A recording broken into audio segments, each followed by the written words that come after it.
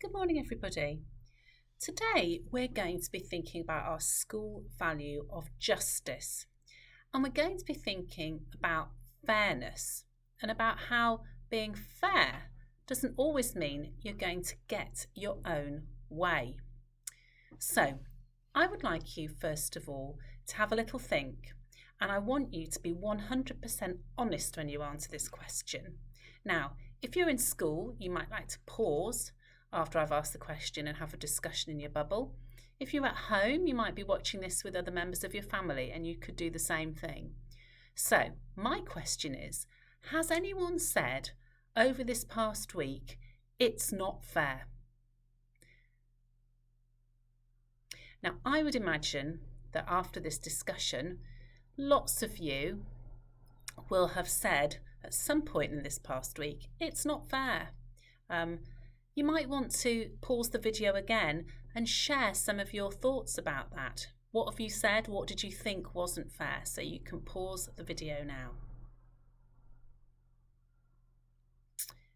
Now, I would imagine that lots and lots of your answers started with the word I. So you might have said things like, it's not fair. I always have to do the washing up while my brother or sister watches telly. It's not fair. I don't get enough time on the Xbox. It's not fair. I don't get enough pocket money. Some of you might even have been saying things like, it's not fair. COVID stops me from seeing my friends. Now, all of these answers in some ways are a little bit selfish because they're all to do with what you want. So when you're using that I, it's all about what you want, not about other people. Now I'm going to tell a story, and this story interprets the phrase it's not fair in quite a different way. The two brothers. There were once two brothers who farmed together. They shared equally in all the work and split the profits exactly equally. Each had his own barn. One of the brothers was married and had a large family. The other brother was single. One day, the single brother thought to himself, it's not fair that we divide the grain evenly. My brother has many mouths to feed, while I have only one. I know what I'll do. I'll take a sack of grain from my barn every evening and put it in my brother's barn. So that night, when it was dark, he carefully carried a sack of grain across the field and placed it in his brother's barn. Now, the married brother thought to himself, it's not fair that we divide the grain equally. I have many children to care for me in my old age, and my brother has none. I know what I'll do. I'll take a sack of grain from my barn each evening and put it in my brother's barn.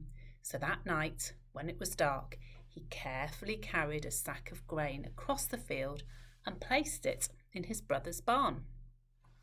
The next morning, the brothers were amazed to discover that, although they had each removed a sack of grain the night before, they still had just as many left.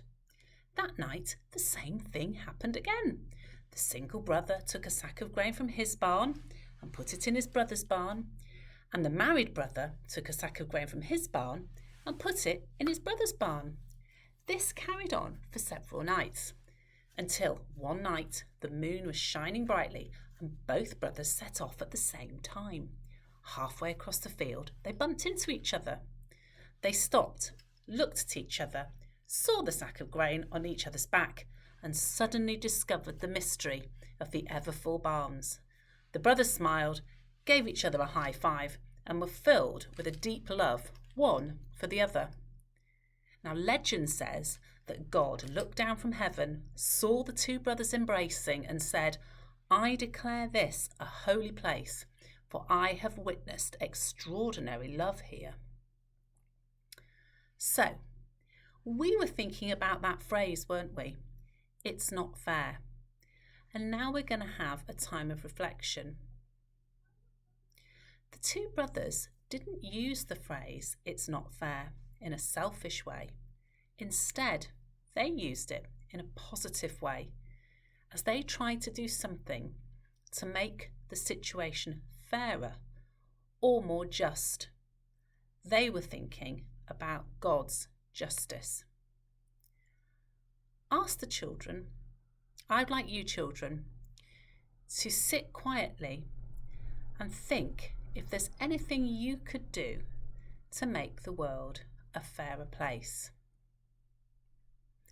Perhaps you could try to treat everyone in your class fairly, not leaving anyone out or favouring particular children. Or maybe you could do something like buy fair trade chocolate, so know that the people who grow those cocoa beans will be treated and paid fairly.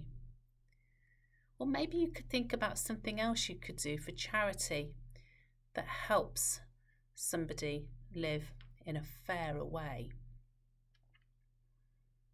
So we're going to say a prayer.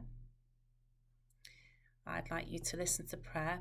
Say Amen if you would like to make it your prayer.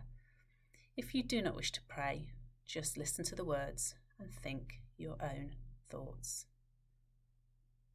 Dear Lord, please help us to make the world a fairer place to live in. Amen. So there is a song on the website, which is a nice, uplifting, cheerful song for you all to listen to this morning. And if you're at home, you can sing along to the words as well. I hope you all have a lovely day of learning, whether you are at home or whether you are at school. And remember that we are all a family, even though at the moment we are working and learning separately from one another. So have a great day and God bless.